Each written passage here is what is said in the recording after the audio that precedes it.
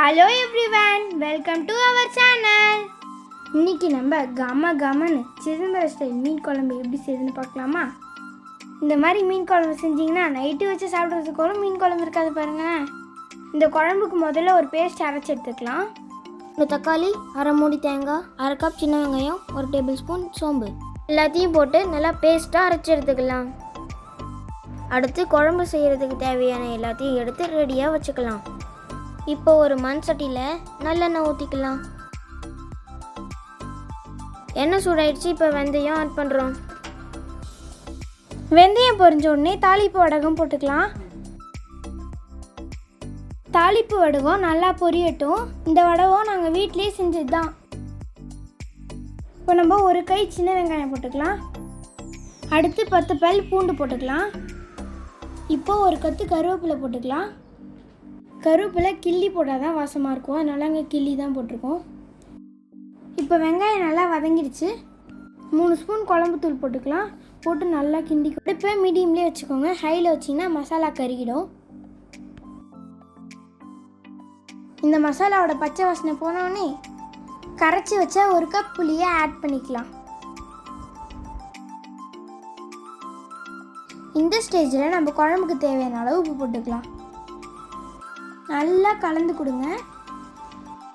இப்போது நம்ம அரைச்சி வச்சோம்னா அந்த பேஸ்ட்டை ஆட் பண்ணிக்கலாம். நல்லா மிக்ஸ் பண்ணிக்கோங்க. கூடவே குழம்புக்கு தேவையான அளவு தண்ணியும் ஊற்றிக்கோங்க. குழம்பு கொஞ்சம் தண்ணியாக தான் இருக்கும், ஏன்னா நம்ம மாங்காவும் மீனும் போட்டதுக்கப்புறம் கரெக்டாகிடும். நாங்கள் இந்த கன்சிஸ்டன்சிக்கு கொண்டு வந்திருக்கோம்.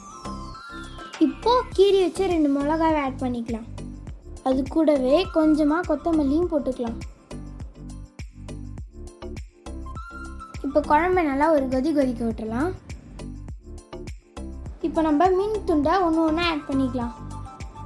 இது என்ன மீன் உங்களுக்கு தெரியணுமா? நாங்கள் கெண்டை மீன் யூஸ் பண்ணுறோம். உங்களுக்கு எந்த மீன் ரொம்ப பிடிக்கும்னு கமெண்ட்டில் சொல்லுங்கள். இப்போது மூடி போட்டு கொதிக்க விடலாம். இப்போ ஒரு 5 நிமிஷம் ஆயிடுச்சு. மீன் உடையாமல் ஜென்டிலாக கிண்டிக்கலாம்.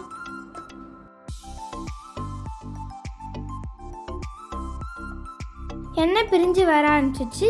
மீனும் 50% குக் ஆகிருக்கும். இப்போது இந்த ஸ்டேஜில் நாங்கள் மாங்காய் போட்டுக்கிறோம்.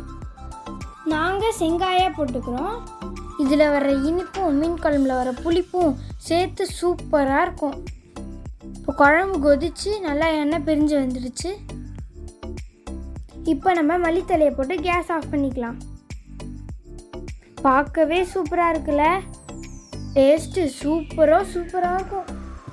இதோட ஆம்லெட்டு, சாதம், மீன் வறுவல் இதெல்லாம் வச்சு சாப்பிட்டா நம்ம லஞ்சு ஓவர். நீங்களும் ட்ரை பண்ணி பார்த்துட்டு எப்படி இருந்துச்சுன்னு சொல்லுங்கள். எங்களை சப்ஸ்கிரைப் பண்ணாமல் வீடியோ பார்க்குறீங்களா? ப்ளீஸ் சப்ஸ்கிரைப் பண்ணிக்கோங்க. லைக்கும் பண்ணிவிடுங்க. தேங்க்யூ.